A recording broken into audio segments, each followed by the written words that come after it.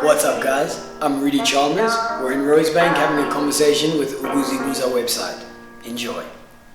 No, you can't stop me. No, you can't stop me. I'm chilling with my posse. We villains and we got it. It's all good. It's alright. I must be chilling with the gang all night. Steady moving with my team. We'll ride. Rudy Chalmers, we're super thrilled to have you here today. Thanks so much for coming out, man. No, thank you guys for having me, man. It's a pleasure. It's a pleasure. Great. So I think just to jump right into it, I think a good starting point is probably with that name, Rudy Chalmers. I guess you are using it as a stage name. So maybe the origins of that, how it came about, and sort of why you're using it. So when I made the decision that I was going to take music seriously and try and make a career of it, I was in grade 9, still 14 though, and my first thought was like, listen, I don't think if I get on the world stages I can take everybody mispronouncing my name all the time. So I was like, I think stage name is the way to go, also because it kind of maybe would give me an opportunity to like detach the person that has to be, you know, maybe more out there and more vibrant and more like present as a musical artist all the time, and myself. So I can kind of keep a part of myself to myself and have you know, a semi-different persona that pushes the music and does all of that. So when I made that decision, Rudy was just like a funky name that I liked, and I felt like it would stick and it would ring. And Chalmers is my dad's middle name. So I was like, okay, Rudy Chalmers makes sense. Rudy Chalmers sounds pretty smooth to me, so I'm just gonna go with it.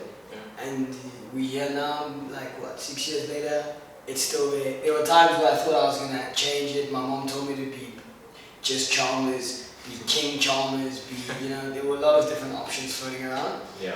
But Rudy Chalmers is where I've nailed it down, so Rudy Chalmers is where we're going forward. Yeah, and I think there's a nice balance there, because I mean, you talk about separating those two things, but there's still a lot of sentiment in that name, and you've pulled it from something with meaning. So I mean, I totally think, and I think invariably the two will end up sort of merging into each other, but I think that separation is definitely important. Yeah. And so I guess with that, you talk about being sort of using this grade 9 as a sort of starting point, but when was it that you sort of first really considered that music was even something you'd sort of dabble into?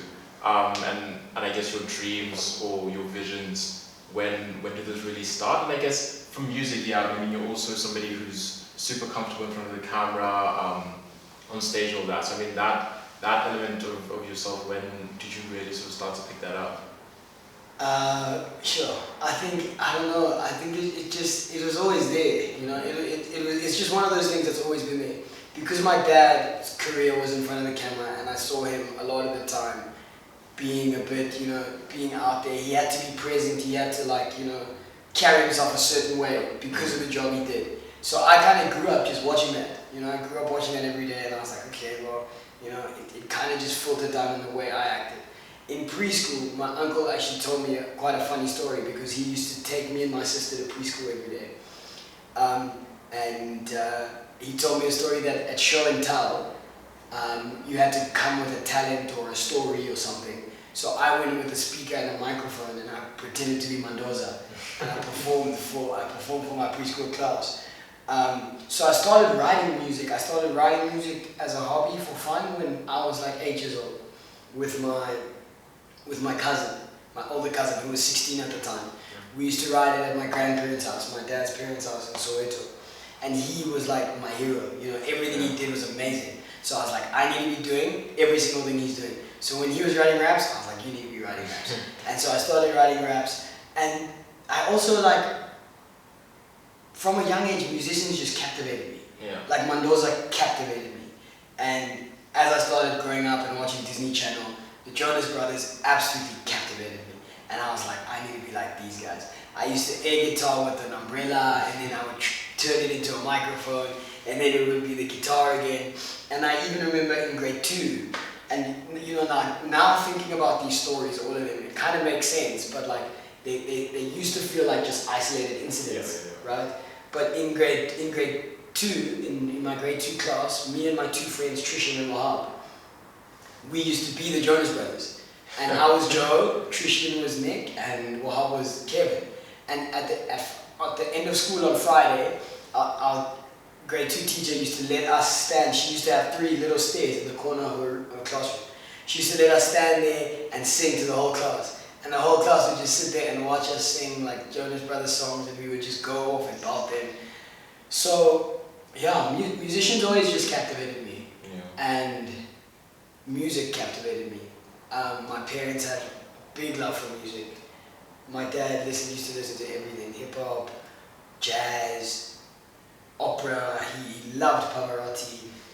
My mom loved Brenda Fassie. She loved classic music as well. So yeah, man, music, it's always captivated me, and it captivates me today still. Yeah. You know? There's nothing like finding a new artist that can like make you feel something. Because my friend was also saying to me one little thing. She said that she was researching why musicians are some of the most celebrated artists. Like, you know, if you look at the scope of artists, like photographers, painters, you know. And she said that what she found an article that said, because music, you can give to somebody a 3-minute piece of yourself and they can feel something immediately, you know. It's not like a painting or like different types of art form where it takes like lots of engagement to kind of figure it out. There's some kind of music where you hear something and you feel something straight away. Yeah. So that's kind of what made me fall in love with music. I think, yeah, especially that. I mean, I sort of read around a bit, and there's this one quote that I've always been drawn to. I can't remember who it's from, but this one guy, he sort of characterizes art, and he calls, or the quote goes, art is a completed past, somebody has to catch it. And I think that's sort of similar thing that you're talking about, that there's somebody on the receiving end, and I think that's music. You have the potential to express things that people might need expressed for themselves, and I think huge scope there for just creativity and inspiration. I think you talk a bit about, obviously, your upbringing and how music has been something for you. When you sort of going through things now and perhaps you sort of maybe hit a stumbling block, looking for that inspiration, that motivation to keep going, is that something that you sort of draw from back then and you know that like this has always been me, or are there sort of people, factors in your life right now that are still pulling you forward, sort of like you're still sort of making your dreams as you go, like with things that you're seeing around you right now, or sort of are you starting from way back then and saying like, look, this has always been me, I'm going to carry it through? I think it's a mixture. It's a mixture of those two things, and also like it's a mixture of the fact that I feel like I have always been that person, and I need to stay true to myself, and it's a mixture of I also like you run into people on a daily basis sometimes that just wake you up and make you see something differently and make you think like, oh geez, you know, like I shouldn't be this down, or I shouldn't be this stressed about whether or not I'm going to make it, or I shouldn't be this nervous about whether or not people are going to like my music, you know. Just calm down, just breathe, just take it easy, and just keep doing what you love. But I think like most of the time for me, especially now, when I get stuck, I usually try and sing or write my way through it. So I'll pick up the guitar and try and just like nudge away at my little block and try and find that feeling again, because when I'm at my happiest is when I'm singing or rapping or dancing with a beat, with a song, and I kind of feel like I'm flying. So since I've had that feeling and I know what it's like to feel like that, and I know what it's like to try and get there, when I'm stuck now, my aim is always to just try and breathe, you know? Just move my way out of this little block that's blocking me and get back to that feeling again. And that feeling is like, that connection to the music I feel like it's the only real thing that's gonna last. And gonna keep propelling me. I think that's the only way. And I think obviously what propels you in that as well is probably like performing and other people engaging with that. Obviously, can't say whether it was last week or the week before, but you were performing a set in Cape Town, and we've obviously seen that video through your IGTV, and you dedicated it to your mother. But the one line that stood out for me from that was, you say something where you're talking about, I think, for every bit of courage and all that it took to let my art be exposed, almost like I'm letting my heart be exposed. And I listened to that and I was like, wow, I'm sort of taken aback. because I think there's always this sort of dynamic between like, is an artist pulling from things outside of them and they're reacting and they're doing commentary, or is this an inward thing? I mean, for you, I mean, it's probably again a mixture of these things, very nuanced, but I mean, when you're creating music and you're thinking about like what's going to be in this single, or it's just spontaneous, do you find that it's more a commentary or a reflection on what's happening around you and you're looking at things and you're pulling that in, or is it really something that starts from like internally and like that's what's propelling you to make something and to create? I think it's a fascinating thing to unpack like where that's coming from. So I mean, for you, that perspective, where's it coming from? The majority, especially the music that I'm making currently and the music that I'm going to keep releasing in the next like weeks and months, it's definitely, majority of it came from inside. And majority of it is like self-reflective and reflecting on my position. And I think the reflection of my position and where I am in life also allows me to draw from what I see other people doing and what I see other what I see in other societal aspects. But like when I'm writing a song, usually my second verse, especially when I'm rapping a song, my second verse is usually the verse that has the most critical engagement with myself, because I never feel like I can finish a song properly unless I do that. You know? Like I feel like I can get a verse out saying fun stuff, saying reflective stuff, talking about other things that are going on in the world, but like the second verse in a song is always where I find the meaning of that song, and that the meaning of that song 9 times out of 10 comes from inside.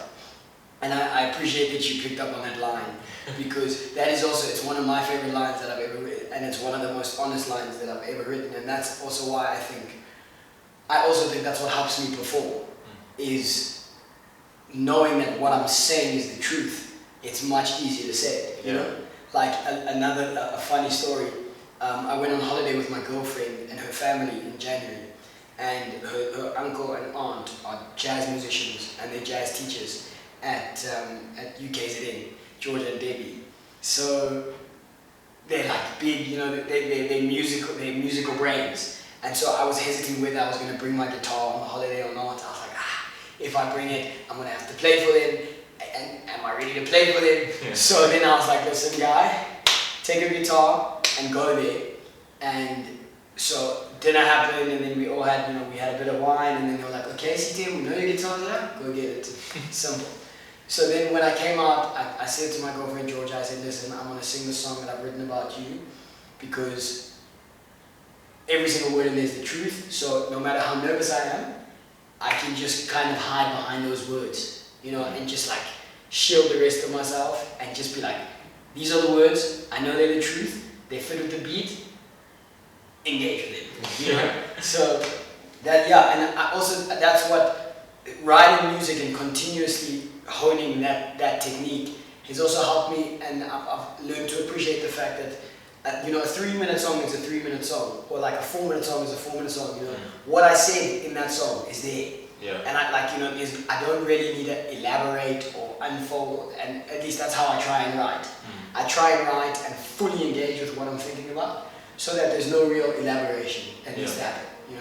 The message is in that window and it's nailed down, because you can elaborate on things and overthink and like rehash, but like when you've put it in a song, how you're feeling, it's there, and that's exactly how you're feeling. And I think especially the song that encapsulates that exact thing of knowing who you are and sort of putting that out there is, I think, Let Go, because there's this thing, and you released it on IGTV where you sort of try to flip the meaning, because initially you listen to the song and you're like, okay, especially for an in-person thing, and I think especially when you're individually reacting to this song, you're sort of thinking, okay, like I've had all this stuff in the past, and like maybe I can go on to better and bigger things. But I mean, there's also the thing that like maybe the past and like all I've done before, that's what's part of me now, and like that's helped to create me now. So I mean, maybe you can unpack that specific song a bit. I mean, I guess through the lens of what you just said,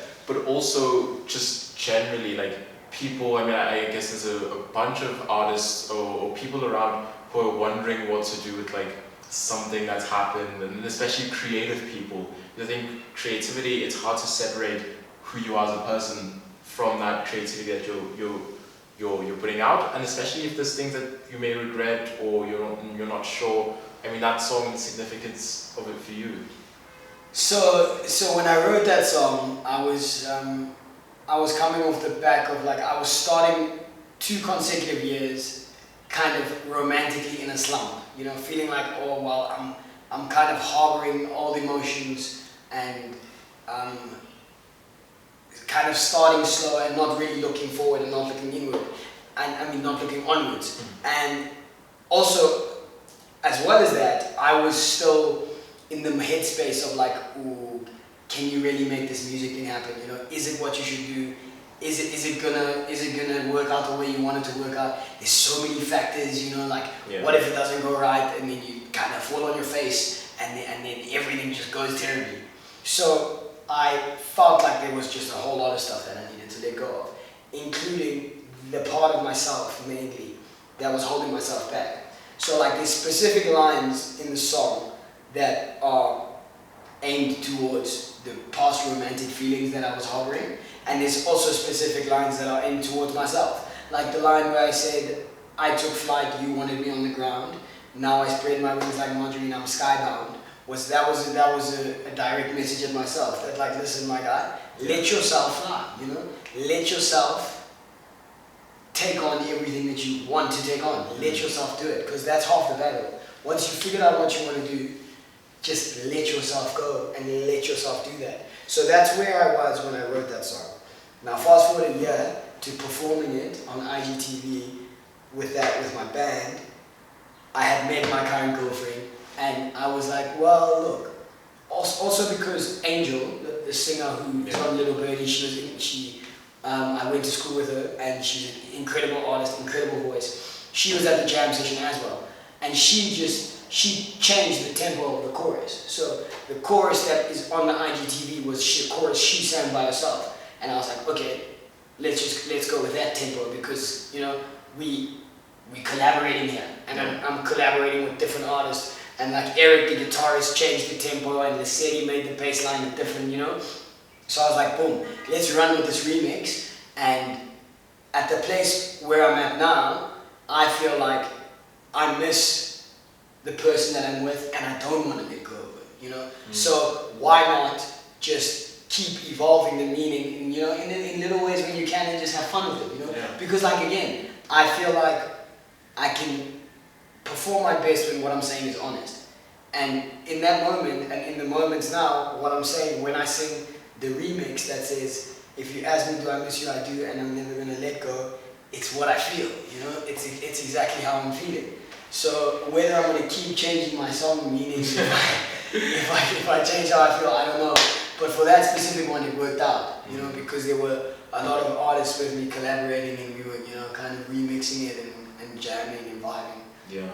But I think the meanings of these songs, they change for the listener, so I think you're totally entitled to tweak it a bit every now and then as you see fit. I think to pull it a bit in, I mean, you talked about Angel, I mean, on Little Birdie, she was incredible, and sort of all the vocals that she added to that. But also, your most recent single, On My Way, styled by Steph Cavalieri, and I think also even Kia on Steady. I think you've done a lot of, I guess, collaborations with friends of yours, and also just sort of like I guess the question I'm asking is those existing collaborations that you've had, have they been sort of things that have emerged organically, and then generally your friends, do you find that like there's huge scope for creativity and collaboration there, and how has that actually served to inspire you and to sort of see that, okay, maybe I can do this thing because like there's so much around me as well?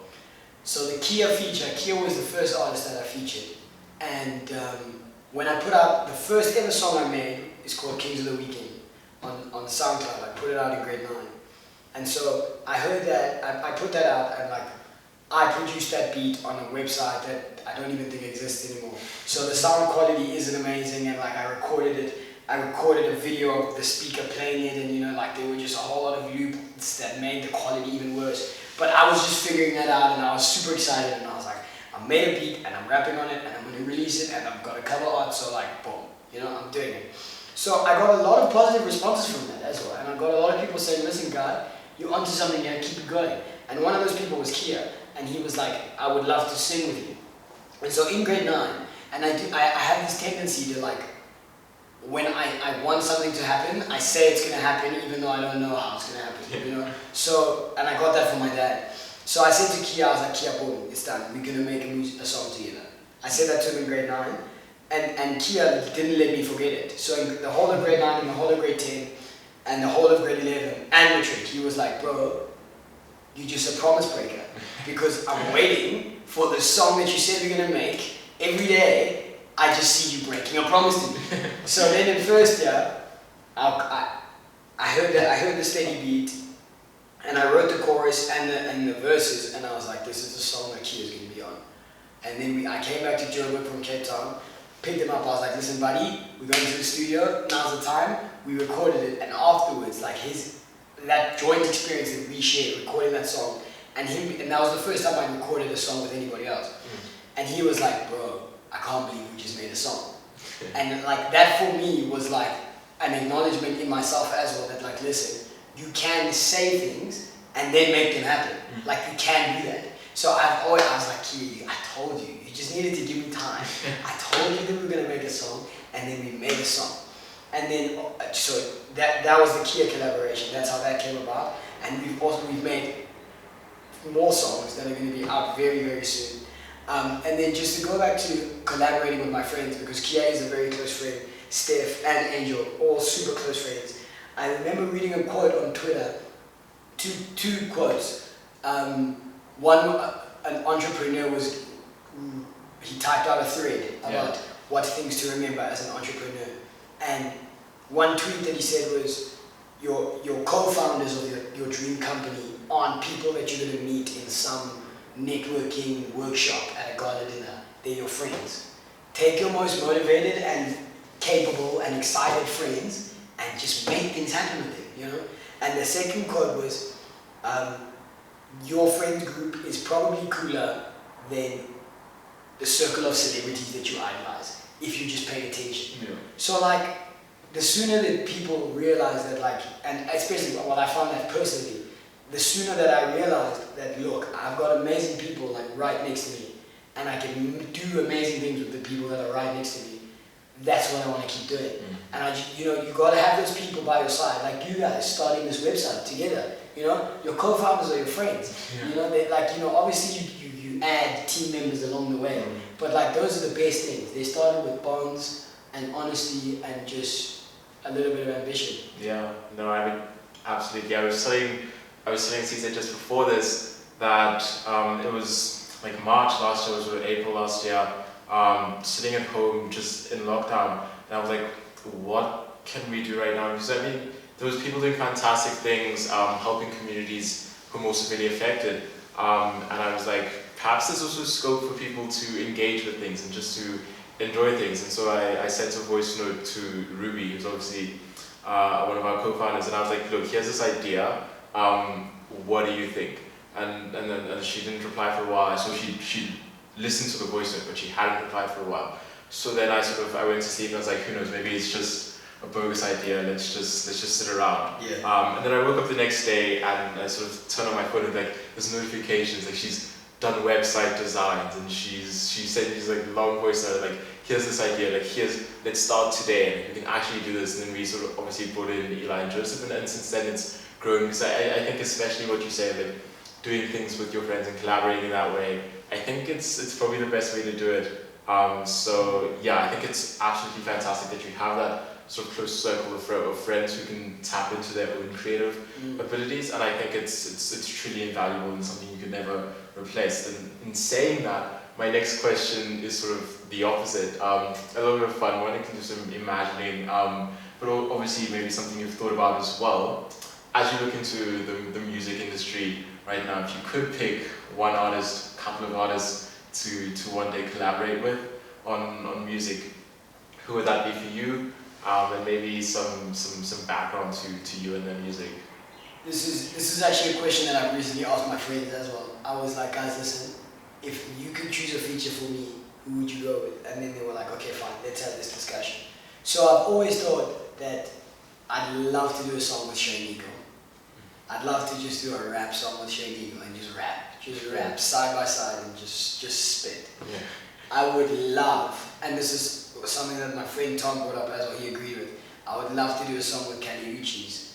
I've been a big fan of hers I remember hearing her on See You Again, on Tyler the Creator's album, and I was like, who's this? This song, I'm like, whoa, she's like, what voice is that? So I've been a huge fan of Kali Uchis, and I feel like she's got that soulful kind of Amy Winehouse kind of energy, but she's also got that Latino touch, so she's soulful and vibrant, and like I feel like a song with her would just be amazing. Yeah. Another response that one of my friends gave was Pharrell, because Pharrell's just a genius, and Pharrell is like big inspiration to some of the guys that are big inspirations to me. You know, so like Tyler idolizes Pharrell, and Tyler is like, he's incredible. So like maybe a song with Pharrell, Rudy, Tyler, and Kali Uchis should be the next goal. Yeah, absolutely. Yeah, I can see the video right now. Yeah, I can see it right now. Animation, dancing, colors, the whole vibe. Absolutely. I think if I were to answer that question, I'd definitely say I listen to a lot of Loyal Kana and Tom Misch, and I think those two especially, I think similar music styles, but I think also similar beginnings, similar stories, I imagine, but also just like similar craft. I think there's something there, that authenticity, and I'd definitely be up for that. But I think, who knows, maybe we'll be coming back to this interview and saying it was written in stone. All these interesting collaborations. Mission Kana also incredible. My guy Robbie loves Loyal Kana, absolutely loves him, and he's the one who actually put me onto it. And I also like, Loyal Kana is the one, he's the first guy I've ever seen play a rap show in a football shirt. And the last concert that I did, I was wearing an Arsenal shirt, so it was kind of like more inspiration from all those kind of guys. So you've got the vision, man. Mission Kana, definitely. Yeah. As an Arsenal fan myself, I think we can move past that topic for now. Yeah, no, for sure. Yeah, Eli as well. Yeah, let's just maybe next question. My next question is actually a bit of course, but I think it's a super interesting one, and then we can totally wrap things up. But what we're doing right now with the Mail and Guardian Thought Leader is we're running this essay competition, and one of the prompts is around how do art and social justice influence each other, and I guess what's the relationship between those two things, and I think even how can art be used as a tool for social justice, and I think especially why I pose this question right now is I think you probably do have unique insight into both. I knew you were someone who is typically outspoken on sort of issues of social justice, just going through school. I mean, obviously that big incident that is hard to forget. But I guess in your mind, I guess for one aspect of the question is your thoughts on because I mean typically you get people who disregard art, disregard anything. It's like, this is just words on a page, this is just a drawing, like it's not going to help anything, we need actionable steps. Or you'll get people who will just say that no, there's no role for that. So I guess your thoughts on that as a general question, but also I guess personally for you, is there any way in which you're responding to that? I mean, there's a wide array of things that are happening around the world. I mean, I think just right now, as you have the George Floyd trial going on, you have another black man shot by the police, and it sort of feels like there's this ongoing cycle, which can get quite demoralizing if you continue that. So I mean, I guess through your eyes and through your perspectives, that sort of dynamic between art and creative expression and real issues that people are unpacking and engaging with. I think art and social justice are they're inextricably linked somehow, and I think the way I can maybe rationalize why is again, art, it's just got that human element to it. It's got that human connection with the artist and the medium and the person who receives that art.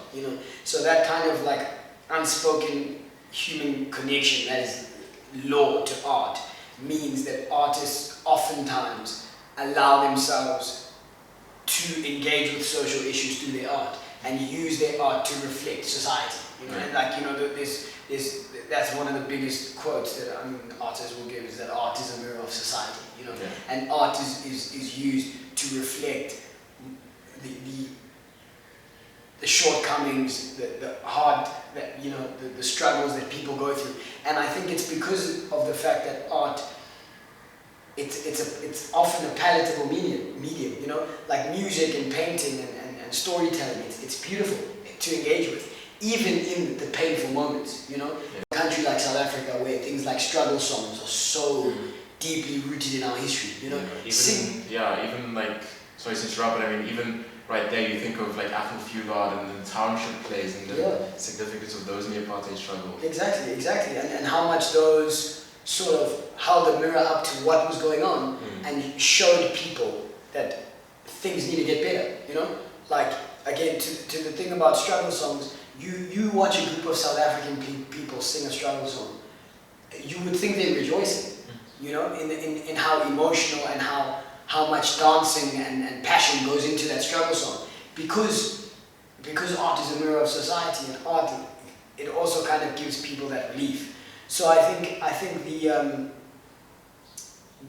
the responsibility that a lot of artists have taken upon themselves to hold a mirror up to society is a beautiful one, and it's one that I would also like to try and do as much as I can, you know. And you speak about George Floyd, and even in South Africa, we've just lost an innocent man because of his sexuality, Lulu, and like problems like that they're just not going away, unfortunately. Homophobia, sexism, racism, ingrained biases are just not going away, and I think for artists, a lot of the time, the only way, like I said earlier about how I get to a block, is to try and write it out. I'm sure the feeling for a lot of artists is the same, and like when you engage with stories like that, the immediate feeling is just heaviness. And I think for artists, the way that they engage with that heaviness is to try and create through it and create about it. Like, even, I remember Jay something from Mikasa wrote a song about Uyinene, and he put in his caption that he was like, I've just felt so heavy about the situation, and the only way that I thought I could get through it was to try and write a song about it. And so that's what I did. And so I think that's where art and social justice kind of combine, because artists kind of have that empathy and also that motivation. Since they're out there sharing with people, they also would like to amplify the voices of others and share the struggles of others. Yeah, no, absolutely. And I think even an important thing is that it's not necessarily just about, okay, they're linked, but actually art can be a vessel through which you're expressing those things. Exactly. And some of the most beautiful artists come out of that, as you actually point out. So I mean, totally in agreement. I think it's been fantastic to talk to you. I was thinking like how we're going to close this off, but I think my advice, if I can offer any advice, would be to take your own advice, and that's to say, take your day, take your year, your moment, whatever opportunities and accomplishments come. We were joking before this, as we were like on a Zoom call preparing like the interview. We were saying that like we didn't work out the time or the years or whatever, but like one day our kids will be saying like, can we go see Rudy Chalmers at the Dome? And we'll be telling them like, oh, like have you watched our interview from like all those years ago? So I mean, really, I think the world's at your feet, and you've got a whole lot in front of you, and we're rooting for you 100% through and through. We sort of totally can't wait to see what you come up with, what you do next, and yeah, all the content, other interviews, we'll definitely be tuning into that. But it's been a joy to talk to you in this way, in this conversation, and hopefully I absolutely think that everybody would have gained a lot and learned a lot. So thanks so much for coming out, man. Thank you guys for having me, man. This platform that you guys have created is beautiful, and I love to see young people out there trying to take their day, you know, because like that's the only thing you can do every day is wake up and try and take your day. So let's keep going, and thank you guys for sharing this platform with me and inviting me on here, and yeah, I'm super excited for what's to come for all of us. Thank you so much. Everybody watching, go stream On My Way, go watch the YouTube video. It's fantastic. Little Birdie 155, all of these, you will definitely be better for having listened to them. Thank you so much, it's been great. Thank you.